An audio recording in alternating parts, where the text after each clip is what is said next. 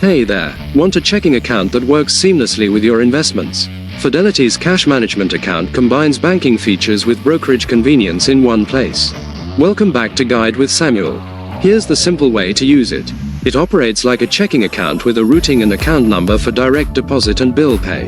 Your uninvested cash is automatically placed in a money market fund or swept to program banks to be eligible for FDIC insurance. You can write checks, use a debit card, pay bills, and get worldwide ATM fee reimbursements. My crucial pro tip: use it as your financial hub. Direct your paycheck here, pay bills from it, and keep your emergency fund in the core position. Any excess cash can be invested in seconds into your brokerage holdings, all from the same login. That's how you streamline your cash and investments for maximum efficiency. Are you a fan of keeping banking and investing separate or all under one roof? Share your preference in the comments. For more guides on simplifying your finances, subscribe to the channel. Thanks for watching. I'm Samuel, and I'll see you next time.